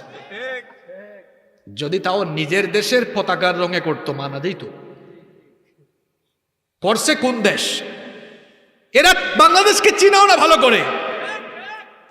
যুবক ভাইরা, চুল মেসি আর নেইমারের স্টাইলে নয়, চুল কাটতে হবে নবীজির স্টাইলে, চলতে হবে নায়ক নায়িকাদের স্টাইলে নয়, নবীজিদের স্টাইলে। কাদেরকে ফলো করো? এরা বিয়ে করে 1 বছর, বলতেছি বিয়ে করে 1 বছর ফাঁস হয় 6 বছর পরে, আবার বাচ্চা কাচ্চা হওয়ার পরে তারা বিয়ে করে। এরা আদর্শ হতে পারে না। আদর্শ মুহাম্মাদুর রাসূলুল্লাহ সাল্লাল্লাহু। আলহামদুলিল্লাহ যুবকরা এখন এদিকেই আসতেছে। আলহামদুলিল্লাহ পড়বেন না? যুবকদের সংখ্যা মাহফিলে কম না বেশি? আজ যুবকরা যখন ইসলামের পক্ষে গণজোয়ার তুলেছে, ইসলাম বিরোধীদের মাথা খারাপ হয়ে গিয়েছে। কারণ তারা দেখছে তাদের পুকুরের জিয়ানু মাছ সব ইসলামের পুকুরে চলে যাচ্ছে। যুবকরা এখন সিনেমায় নাই, যাত্রা পালায় নাই। তবে অনেক লোক আছে বাংলাদেশে, আমি ফেসবুক মুফতিদেরকে মাঝে মাঝে দেখি, তারা লিখে এত ওয়াজ মাহফিলের কি দরকার, ওয়াজ দিয়ে কি হয়েছে? তা আমি বলি এরা তসলিমা নাসরিনের ব্যবহার করা চশমা চোখে লাগাইছে। এজন্য এরা দেখে না ওয়াজ মাহফিল দিয়ে কি হয়েছে। তসলিমা নাসরিনের ব্যবহার করা চশমা চোখে থাকলে এটা খুলে ফেলেন, নইলে ওই রকম চশমা থাকলে খুলেন, খুলে দেখেন কি হয়েছে দেখাই। এই দেশে ওয়াজ মাহফিলের কারণে যাত্রাপালা বন্ধ হয়েছে। এদেশে ওয়াজ মাহফিল, তাফসীরুল কোরআন মাহফিলের কারণে সিনেমা হলগুলো বন্ধ হয়েছে। এদেশে ওয়াজ মাহফিলের কারণে মহিলারা এখন ভারতীয় সিনেমা, ভারতীয় সিরিজ, ভারতীয় সিরিয়াল ছেড়ে এখন মহিলারা কোরআনমুখী, ওয়াজমুখী হয়েছে। ওয়াজ মাহফিলে কি হয়েছে না দেখো না? যুবকদের প্যান্ট এখন টাকনুর উপরে উঠেছে ওয়াজের বরকতে। ওয়াজ মাহফিলে কি হয়েছে দেখো না? যুবকগুলো এই দেশে কোরআনের রাজ কায়েমের জন্য ঐক্যবদ্ধ হয়েছে। ওয়াজের জন্য কি হয়েছে দেখো না? তাফসীর মাহফিল, ওয়াজ মাহফিল দিয়ে কি হয়েছে দেখো না? মসজিদে যুবক বেশি না বুড়া বেশি? মাহফিলে যুবক বেশি না বুড়া বেশি? সুতরাং তসলিমা নাসরিনের চশমা যারা লাগাইছে এদেরকে বলবো চশমা খোলো।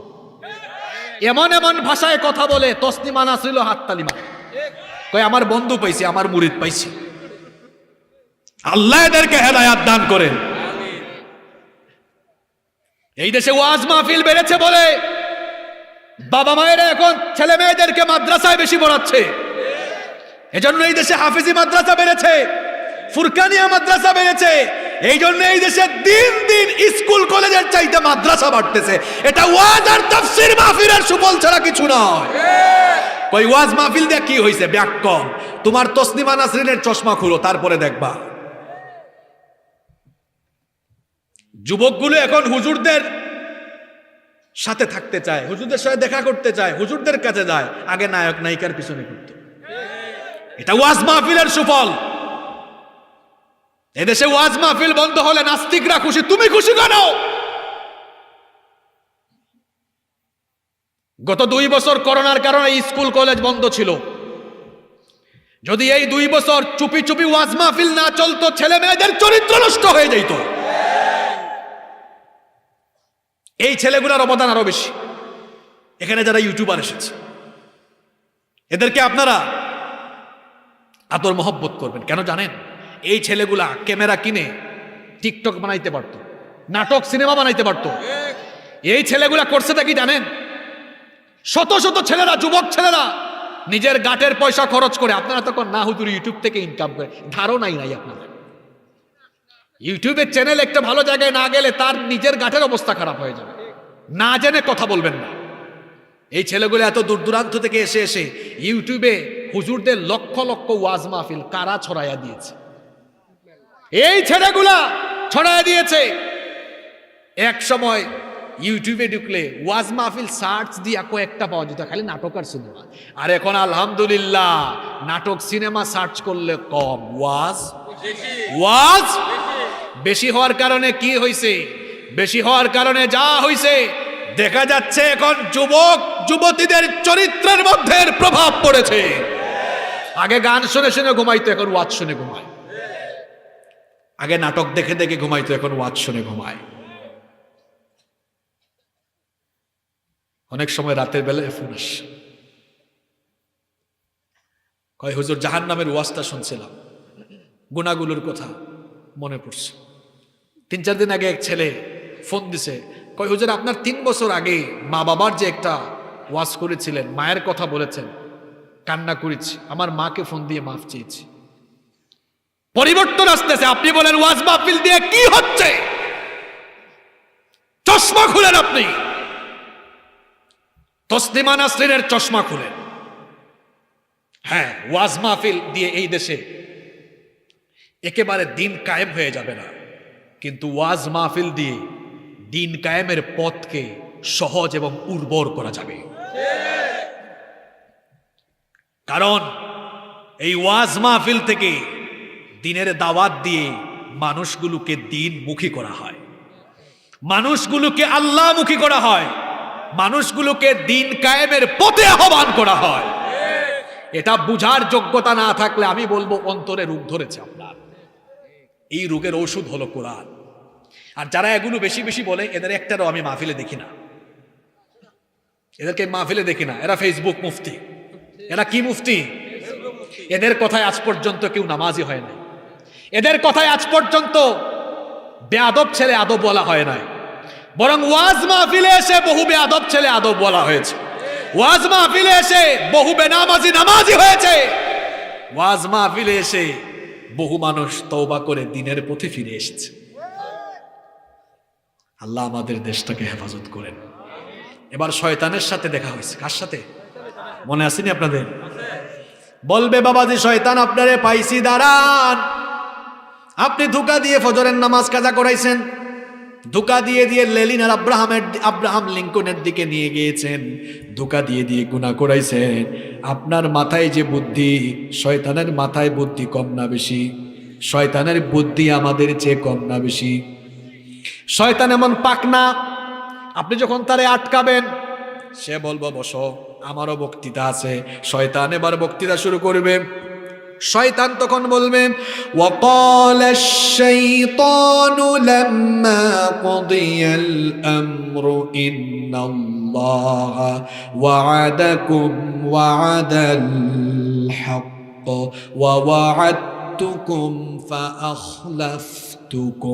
শুনতেছেন? শেষ পয়েন্টটা শুনেন, কষ্ট হচ্ছে আপনাদের? শয়তান বলবে, দেখো দেখো, ইন্নাল্লাহা ওয়া'আদাকুম ওয়া'দাল হক, আল্লাহর ওয়াদা সব সত্য। দেখো না, ওই যে জান্নাতীরা, জান্নাতি আছে, আল্লাহ ওয়াদা করছিলেন আল্লাহর বিধান মানলে আল্লাহ জান্নাত দিবেন। দেখো আল্লাহ জান্নাত দিয়েছেন। তাহলে আল্লাহর ওয়াদা সত্য না মিথ্যা? আরো জোরে বলেন, সত্য না মিথ্যা? এবার শয়তান বলবে, আমার ওয়াদা ছিল আল্লাহর সাথে আল্লাহর বান্দারে জাহান্নামে নিয়ে যাওয়া। আল্লাহর ওয়াদা আল্লাহ রাখছেন, আমার ওয়াদা আল্লাহর ওয়াদা আল্লাহ রাখছে, আমার ওয়াদা। শয়তান বলবে, ভাইরে আমারে দোষ দিস না, ওয়ামা কানা লিয়া আলাইকুম মিন সুলতান, তোর উপরে আমার কর্তৃত্ব ছিল না। তবে হে, আমি একটা কাজ করছিলাম। শয়তান স্বীকার করবে, আমি একটা কাজ করছি। কি করছে? ইল্লা আন দাউতুকুম ফাস্তাজাবতুম লি। আমি শুধু তোমাদেরকে দাওয়াত দিতাম আর তোমরাও না বুঝা কাম করতে। দাওয়াতটা কেমনে দেয়? রাতের বেলা তুমি ঘুমাও, আমি তোমারে ফু দেই। নবীজি বলেছেন রাতে যখন মানুষ ঘুমায় শয়তান ফু দেয় 3টা। জুড়ে বলেন কয়টা? এটা হাদিস। নবীজি বলেছেন প্রত্যেকটা শয়তান 3টা গিরা লাগায় ঘাড়ের মধ্যে, প্রত্যেকটা গিরায় এক একটা মন্ত্র পড়ে ফু দেয়, প্রত্যেকটা গিরায় এই মন্ত্র পড়ে রাত অনেক লম্বা তুই ঘুমা। ফজরের আজান হয়, মুয়াজ্জিন বলে ঘুমের চাইতে নামাজ উত্তম, শয়তান কয় নামাজের চাইতে তোর ঘুম উত্তম। এমনি করে আমি তোরে দাওয়াত দিতাম, আবার নামাজের টাইমে নামাজ থেকে ফেরায় রাখতাম। আমি তোরে গুনাহ করার জন্য উদ্বুদ্ধ করতাম, আমি শুধু বলতাম তুই আমার সাথে দৌড় মারতি, এটাই আমার দোষ ছিল। কিন্তু আমার কথা শুনে তুই দৌড়াইছিস কেন? ফালা তালুমুনি ওয়ালুমু আনফুসাকুম, আমারে দোষ দিস না ভাই, তুই দৌড়াইছ, দোষটাও ধর। দেখেন শয়তান কি ভালো হয়ে গেছে। এরপরে শয়তান বলবে মা আনা বিমুসরিখিকুম ওয়া মা আনতুম বিমুসরিখি। শয়তান বলবে তোমরা আর কি বিপদে আছো, আমি তোমাদের চেয়ে আরো বড় বিপদে আছি। আজকে আমাকে আমার বিপদ থেকে তোমরা বাঁচাইতে পারবা না, তোমাদেরকেও তোমাদের বিপদ থেকে আমি বাঁচাইতে পারবো না। যে শয়তানের ধোকায় নামাজ ছাড়তাম, ওই শয়তানও খেয়ানত করবে। এ যুবক ভাইয়েরা, এই জন্য নামাজ ছাইলেন না। আমার আব্বা জানরা শোনেন, সকালবেলা কাজে যাবেন, কৃষি কাজে যাবেন, ফজরের নামাজটা পইরা যাবেন।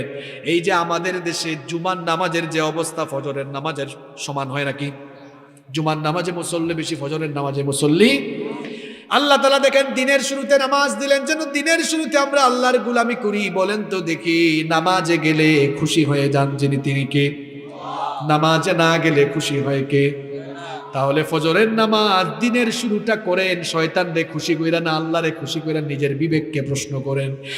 যুবক ভাইয়েরা, দিনের শুরুতে শয়তানের গোলামি করে দিন শুরু করিও না। ফজরের নামাজ কেমনে পড়বা? রাত তো 2টা-3টা বাজে ফেসবুক চালাইতে চালাইতে। রাতের বেলা তাড়াতাড়ি ঘুমাইতে হবে, ফজরের আগে উঠে ফজরের নামাজে যাওয়া লাগতে, ফজরের নামাজে যেতে হবে। কারণ দিনের শুরুটা করতে হবে কার গোলামি দিয়ে? মুনাফিকের জন্য ফজরের নামাজ কঠিন। ফজরের নামাজ মুনাফিকের জন্য কঠিন। ফজরের নামাজের পরে যারা ফজরের নামাজি, দেখবেন ফজরের নামাজের পরে বাতাসটা অনেক ফ্রেশ। কারণ ফজরের নামাজে মুনাফিক ঘুমায়, মুনাফিকের গন্ধ ফজরে। যুবক ভাইরা, রাতে তাড়াতাড়ি ঘুমাবেন। ছাত্র যারা আছো রাতে তাড়াতাড়ি ঘুমাবা, সকালে পড়বা বেশি, ব্রেন ভালো থাকবে ইনশা। কারণ সারাদিন কাজ করতে করতে ব্রেন তো দুর্বল হয়ে গেছে। এই ক্লান্ত ব্রেন নিয়ে সন্ধ্যার পরে পড়লে বেশি মুখস্থ হবে। রাতে ঘুমাইয়া ব্রেনটা ফ্রেশ হয়ে গেল। এখন ডাউনলোড আর ইনস্টলিং পাওয়ার ক্যাপাসিটি কম না বেশি? এখন ফজরের সময় নামাজ পড়ে পড়তে বসবেন, দেখবেন রাতে 2টা-3টা পর্যন্ত জেগে থেকে যে পড়া মুখস্থ করতেন সকালের 3-4 ঘন্টায়, এর চেয়ে আরো বেশি গুণ মুখস্থ করতে পারবেন আপনি। দিনের শুরুটা হবে নামাজ দিয়ে, আল্লাহর গোলামি দিয়ে। যদি দিনের শুরুটা হয় ফজরের নামাজ ছাড়া, এই জাহান্নাম জাহান্নাম জাহান্নাম ছাড়া বাঁচা যাবে না রে ভাই। নামাজ ছাড়া জান্নাতে যাওয়ার কোনো সুযোগ। মাথা কাটা এক লোকের দেহ যদি লটকানো থাকে, বলেন তো ওই লোকটার পরিচয় কি পাওয়া যাবে নাকি? মাথা ছাড়া যেমন একজন মানুষের পূর্ণাঙ্গ পরিচয় পাওয়া যায় না, তেমনি নামাজ ছাড়া ইমানদারের পূর্ণাঙ্গ পরিচয় পাওয়া যায় না। এজন্য নবীজি বলেছেন বাইনাল আবদি ওয়াল কুফরি তারকুস সালাহ, আল্লাহর বান্দা আর কাফেরের মাঝে পার্থক্য হলো নামাজ ছেড়ে দেওয়া। বলেন জাহান্নাম থেকে আমরা বাঁচতে চাই কি চাই না? কারা কারা বাঁচতে চান না? মনোযোগ আছে। জাহান্নাম থেকে কারা কারা বাঁচতে চায়? হয়েছে হাত নামান। নামাজ ছাড়া জান্নাতে যাওয়ার সুযোগ, নামাজ ছাড়লে জাহান্নামে যেতে। তাহলে আমরা আজ থেকে আর মৌতের আগ পর্যন্ত নামাজ ছাড়ব না। রাজি আছেন? আল্লাহর সাথে ওয়াদা করা যায়। কারা কারা রাজি? হাত তুলে নেবার। ইমাম সাহেব দেখে রাখবেন আপনি মুসল্লিদেরকে। ফজর থেকে শুরু হবে তো? হাত নামান। যুবক ভাইদেরকে আরো কয়েকটা কথা বলি, রাতের বেলা নাপাক শরীরে ঘুমাইও না। নবীজি বলেছেন ইউবাসু কুল্লু আবদিন আলা মা মাতা আলাইহি, যেরকম মানুষ মারা যাবে ওই রকম হাসরের মাঠে তারে উঠাবেন কে? কানের মধ্যে হেডফোন লাগায়া গান শুনতে শুনতে ঘুমাইও না। ঘুমানোর সময় কোরআন তেলাওয়াত শুনে শুনে ঘুমাও, আল্লাহর জিকির করতে করতে ঘুমাও, ইস্তিগফার করতে করতে ঘুমাও। খবরদার গান শুনে শুনে ঘুমায়ও না। ইউটিউবে অশ্লীল ভিডিও দেখতে দেখতে নাপাক হয়ে ঘুমায়ও না। কারণ যে লোকটা নাপাক হয়ে যায় তার সঙ্গে ফেরেশতা থাকে না, থাকে কে? এই যে নাপাক শরীরে ঘুমালাম, এই ঘুমের মধ্যে মৌত হতে পারে কিনা? আস্তে বলবেন না, জুড়ে বলেন, মৌত হতে পারে কিনা? কারণ আমাদের মৌতের কোনো নিশ্চয়তা, দুনিয়াতে আসার সিরিয়াল আছে, যাওয়ার কোনো সিরিয়াল? প্রথমে আসেন দাদা, এরপরে বাবা, তারপরে ছেলে, তারপরে নাতি। আসার সিরিয়াল আছে, যাওয়ার সময় সিরিয়াল ব্রেক হয়। মাঝে মাঝে এলাকায় দেখবেন নাতির লাশ দাদা কবরে নামায়, অথবা ছেলের লাশ বাবা কবরে শোয়ায়। এরকম আছে না নাই? তাহলে মৃত্যুর জন্য অপেক্ষা করা যাবে না। অনেক যুবকরা বলে হুজুর এইসব নামাজ আমরা বুড়া হই তারপরে পড়বো। বুড়া হওয়ার কি গ্যারান্টি আছে নাকি? কত যুবক বয়সে চলে যাচ্ছে। এটা হলো শয়তানের ধোঁকা। তুই বুড়া হ তারপরে নামাজ পড়িস। শয়তান যদি এরকম পজিটিভলি ধোঁকা দিয়া নামাজ থেকে আমাদেরকে দূরে রাখতে পারে, শয়তানের লাভ আছে না নাই? আমরা শয়তানকে খুশি করব না, আল্লাহকে খুশি করব। এজন্য যুবক ভাইদেরকে বলছি, ভাই আপনাদের সাজদার দাম অনেক বেশি। একজন বুড়া মানুষের সাজদায় যত খুশি হন, আল্লাহ আপনার মতো যুবকের সাজদায় আরো বেশি খুশি হন। বুড়া হলে ঠিক মতো রুকু দেওয়া যায় না, ঠিক মতো সাজদা দেওয়া যায় না, মাজায় ব্যথা, হাঁটুতে ব্যথা। কিন্তু যৌবন বয়সে কোনো ব্যথা, সুন্দর করে রুকু দেওয়া যায়, সাজদা দেওয়া যায়। এজন্য যুবক ভাইদেরকে নসিহত করব, কখনো নামাজ ছাড়া যাবে। মা বাবার খেদমত করবেন, মা বাবাকে কখনো আঘাত দিবেন না, মা বাবার সঙ্গে কখনো রাগ করে গলা উঁচু করে কথা বলবেন না। কারণ মা বাবাকে যদি খুশি করতে না পারেন আল্লাহ বেজার হয়ে যাবেন, আর মা বাপকে যদি খুশি করতে পারেন আপনার উপর খুশি হবেন কে? নবীজি বলেছেন হুমা জান্নাতুকা, এই মা বাবা তোমার জান্নাত, তাদের খেদমত করো আমি জান্নাত দিব। হুমা নারুকা, তারা জাহান্নাম, অর্থাৎ তাদেরকে রাজি না করতে পারলে আমি আল্লাহ রাজি হব না, তোমার জন্য জাহান্নাম। এই জন্য আমার যুবক ভাইদেরকে বলছি, মা বাবার সঙ্গে সুন্দর ভাষায় কথা বলতে হবে। আল্লাহ বলেছেন ওয়াকুল্লাহুমা কওলান কারীমা, সম্মানের ভাষায়, মার্জিত ভাষায়, ভদ্র ভাষায় কথা বলো। আল্লাহ বলেছেন ওয়ালা তানহারহুমা, ধমক দিও না। মা বাবার মাথা টিপে দেন। আপনি যখন ছোট ছিলেন মা বাপ তখন মাথায় হাত বলে ঘুম পাড়াইছে। এখন আব্বা আম্মা বুড়া হয়ে গেছে, মাজায় ব্যথা, হাঁটুতে ব্যথা, মাথায় ব্যথা, টিপে টিপে ঘুম পাড়ান। আব্বা আম্মাকে মুখে তুলে খাওয়ান, অসুস্থ হলে চিকিৎসা করা। মা বাবার জন্য খুশি করেন, মা বাবার জন্য খরচ করে মা বাপকে খুশি করেন, খুশি হয়ে যাবেন কি? চরিত্রের ব্যাপারে যুবকরা সাবধান হতে হবে। এটা বড় ফিতনার যুগ। এই ফিতনার যুগে চরিত্র নষ্ট করা যাবে না, চরিত্রটাকে সুন্দর রাখতে হবে। এই যে মেয়েদের পেছনে দৌড়ানো যাবে, কলেজে যারা পড়ো, বিশ্ববিদ্যালয়ে যারা পড়ো, মেয়েদের পেছনে দৌড়াইলে তোমার কেরিয়ার শেষ। তোমার কেরিয়ার শেষ হয়ে পড়াশোনায় মন দাও, চরিত্র গঠনে মন দাও, চরিত্র সুন্দর করো। প্রেম প্রীতি করে নিজের চরিত্র নষ্ট করো না, চরিত্র ঠিক রাখবো, দেখবা আল্লাহ একজন নেককার জীবন সঙ্গী দান করবে। বিয়ের আগেই নিজের হবু বউয়ের জন্য দোয়া করো। অনেক যুবকরা হাসতেছে, হবু বউয়ের জন্য দোয়া করবো কেন? দোয়াটা আল্লাহ শিখাইছেন। আল্লাহ বলছেন পরে, রব্বানা হাব লানা মিন আজওয়াজিনা। পড়তে পারবেন না? আমার সঙ্গে পড়েন। এই যারা বিয়ে করো নাই তোমরা আরো জোরে পড়ো, রব্বানা হাব লানা মিন আজওয়াজিনা ওয়া যুররিয়াতিনা কুররাতা আয়ুনিন ওয়াজআলনা লিল মুত্তাকিনা ইমামা। কি সুন্দর দোয়া! আল্লাহ বলছেন তুমি দোয়া করো, রব্বানা হাব লানা মিন আজওয়াজিনা, আল্লাহ এমন বউ গিফট করো, ওয়া যুররিয়াতিনা, আর ওই বউয়ের পেট থেকে এমন সন্তান দাও, যে বউ আর যে সন্তান কুররাতা আয়ুন, আমার জন্য চক্ষু শীতলকারী হয়ে যাবে। সুবহানাল্লাহ। ওয়াজআলনা লিল মুত্তাকিনা ইমামা, আল্লাহ আমাদেরকে মুত্তাকিদের নেতা বানাও। আমিন বলেন। মাথার মগজগুলো গলে গলে পড়তে থাকে। আল্লাহু আকবার। এটা যদি সবচেয়ে কম শাস্তি হয় রে ভাই, তাহলে সর্বোচ্চ শাস্তিটা কেমনে হবে? কেমনে নামাজ ছাড়তেছি আমরা, কেমনে আমরা গুনাহ করছি, কেমনে মোবাইলের ফিতনায় পড়েছি, কেমনে হারাম কাজ করছি।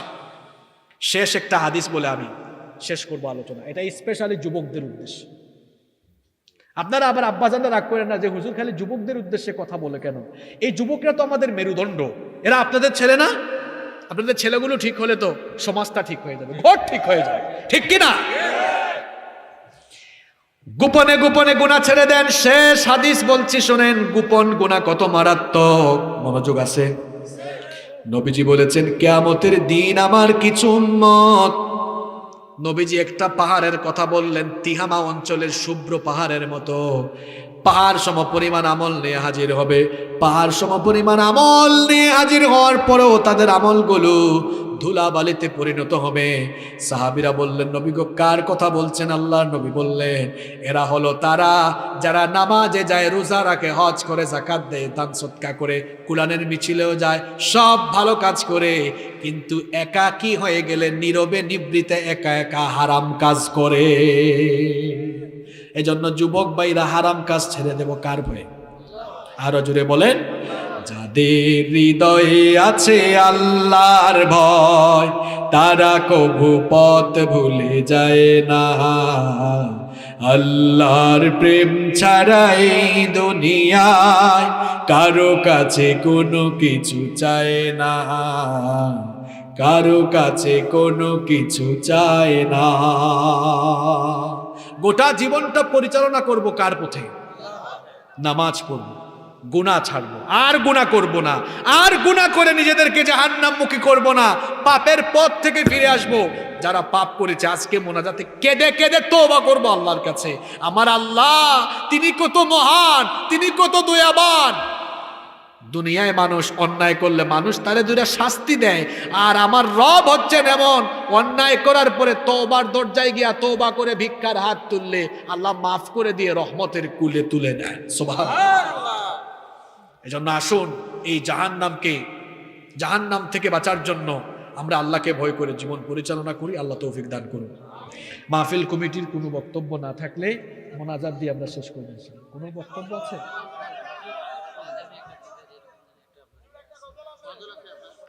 আলেমে বিভেদের কথা বলেছেন, আসলে এটা দুঃখের কথা। আমাদের এই বর্তমান ক্লান্তি লগলে আলেমদের এক হওয়ার দরকার আছে না নাই? আচ্ছা আপনারা সবাই এখানে এক একজন এক এক দল করলো, বলেন তো আলেমরা এক হোক, সবাই চান তো আপনারা? আলেমরা এক হলে নাস্তিক মুরতাদরা দেখতেন ইসলামের বিরুদ্ধে কথা বলার সাহস পেত না। আলেমে বিভেদ এখন জালিমে দোস্তি, আলেমে বিভেদ এখন জালিমে দোস্তি। জালেমে দেখেন না, খুব দহরম মহরম। আলেমে বিভেদ এখন জালিমে দোস্তি, আলেমে বিভেদ এখন জালিমে দোস্তি। পথের ঠিকানা জানা নেই কারো, কে কোথায় পাবে স্বস্তি, কে কোথায় পাবে স্বস্তি। সালাতে দুহাত কোথায় বাঁধবে, নাভির উপরে বুকে, আমিন বলবে চুপিসারে নাকি সজোরে আওয়াজে ফুকে। ছোট আরো ছোট বিষয় নিয়েও চলছে ভীষণ দ্বন্দ্ব, সব দল ভাবে আমরাই ভালো, অন্যরা কালো মন্দ। সবাই নিজেরে ঠিক ভাবে আর অন্যরে বেঠিক ভাবে। যে নিজেকে ঠিক ভাবে সে হচ্ছে দুনিয়ার সবচেয়ে বড় বেঠিক। ফরজ নিয়ে তো মারামারি নেই, নফলে সফল ডুব, টুপির আকার আকৃতি নিয়ে গবেষণা হয় খুব। এটা কবি টুপি, এটা আলিয়া, এটা সুন্নি টুপি, এটা চরমুনা, এটা হেফাজত টুপি, টুপি দিয়া মুসলমান ভাগ করেছে। আর এই সুযোগ পাইয়া ইসলাম বিরোধীরা ইসলাম ওয়ালাদের উপরে কারবালা চালানোর সুযোগ পেয়েছে। ফরজ নিয়ে তো মারামারি নেই, নফলে সফল ডুব, টুপির আকার আকৃতি নিয়ে গবেষণা হয় খুব। এই সুযোগে আব্রাহা দেখো হাকিয়ে বেড়ায় হস্তি, জালিমে দোস্তি, আলেমে বিভেদ এখন জালিমে দোস্তি। পথের ঠিকানা জানা নাই কারো, কে কোথায় পাবে স্বস্তি, কে কোথায় পাবে স্বস্তি। খেতির নেশায় আলেমের মন ব্যস্ত, ভীষণ ব্যস্ত, এই সমাজের সব কাজে তাই জালিমের হাতে ন্যস্ত। নিজের হিসেবে করে না আলেম, অন্যের কথা ভাবে, বিরোধকারীরা জান্নাতে নাকি জাহান্নামেই যাবে। কাফের ফাসিক লক্ষ ফতোয়া পকেটেই আছে জমা, আল্লাহর কাছে ছাড় আছে তবু তার কাছে নাই ক্ষমা। হেরার চেরাগে চিনতে পারেনি এখনো আপন পর, জালিমের হাতে চলে গেছে তাই নিজের সাজানো ঘর। হেরার চেরাগে চিনতে পারেনি এখনো আপন পর, জালিমের হাতে চলে গেছে তাই নিজের সাজানো ঘর। সালতানাতের মিনার হারিয়ে আশ্রয় তার বস্তি, জালিমে জালিমে দোস্তি, আলেমে আলেমে বিভেদ এখন জালিমে জালিমে দোস্তি। পথের ঠিকানা জানা নেই কারো, কে কোথায় পাবে স্বস্তি, কে কোথায় পাবে স্বস্তি। তবে আমরা চাই সব আলেমরা এক হয়ে যাক, চান তো আপনারা? এজন্য এক আলেমে আরেক আলেমের গুতাগুতি বন্ধ করতে হবে। একজন আরেকজনকে দেখতে পারে না, এটা বন্ধ করতে হবে। যদি দেখতে নাও পারেন মনের ভিতরে রেখেন, পাবলিকের সামনে বলেন না। পাবলিক ভাবে হুজুরগর অবস্থা হইলে আমাদের অবস্থা কি? আল্লাহ আমাদেরকে হেদায়েত দান করেন। মাহফিলের স্টেজে বসে 1 ঘন্টা 2 ঘন্টা ওয়াজ কইরা হুজুরের বিরুদ্ধে ওয়াজ কইরেন না। এক হুজুর আরেক হুজুরের বিরুদ্ধে এখন ওয়াজ করে, দেখেন না 1 মিনিটের মধ্যে 10টা 12টা গালি দেয়, আছে না নাই? মানুষ শিখবে কার কাছ থেকে বলেন? আল্লাহ আমাদেরকে হেদায়েত দান করেন। মাহফিল কমিটি অনেক কষ্ট করে আয়োজন করেছেন। এই হেফজখানার আজকে প্রায় কজন ছাত্রকে আমরা পাগড়ি দিলাম? 7 জনকে পাগড়ি দিলাম। মানে আমার জাহিদ ভাই না, রাহিদুল ভাই আছেন, খুব কষ্ট করেছেন, আমাদেরকে নিয়ে আসছেন। দিয়ে আসবেন নি? আপনাদের এলাকা খুব সুন্দর, আমি শুনেছি আপনাদের এলাকায় নাকি ঘোড়ার গাড়ি আছে, তারপরে মহিষের গাড়ি আছে। এটা জানলে দিনের বেলা আসতাম। খুব সুন্দর এলাকা আপনাদের। বালির মধ্যেও ভুট্টা হচ্ছে, আলহামদুলিল্লাহ, নিয়ামতে ভরপুর, চতুর্দিকে ধান আর ভুট্টা দেখলাম। আর আজকে তো ভাই যে এলেঙ্গা মাছ খাওয়াইছে, মাশাআল্লাহ, এটা আমি কখনো খাই নাই আগে, অনেক মজার মাছ। লালমনির হাট, খুব সুন্দর নাম লালমনি। এটা তো আয়েশা রাদিয়াল্লাহু আনহার নাম, জানেন আপনারা? আয়েশা রাদিয়াল্লাহু আনহার একটা নাম ছিল হুমায়রা। হ্যাঁ হ্যাঁ হ্যাঁ, এটার বাংলা হচ্ছে কি? লাল টুকটুকি, লালমনি আর কি। নিজের বিবিকে এরকম সুন্দর নামে ডাকবেন, সোনা ময়না, হ্যাঁ, টুকটুকি, যা ডাকতে মন চায় ডাকবেন। এটা কার সুন্নাত? আরো জুড়ে বলেন, কার সুন্নাত? যারা বিয়ে করে না এরা বলতেছে, ইস হুজুর এমনি মিসকিন, আপনি আমাদের ভিতরটা জ্বালাই পড়ে ছাই করে দিতেছেন। তোমাদেরও সময় আসবে ভাই, ইনশাআল্লাহ। সবার জন্য দোয়া হবে, এলাকার মুরব্বীদের জন্য দোয়া হবে। এই যে 7 জন ছেলেকে পাগড়ি দিলাম, তাদের জন্য, তাদের উস্তাদদের জন্য, মা বোনদের জন্য, সবার জন্য দোয়া হবে।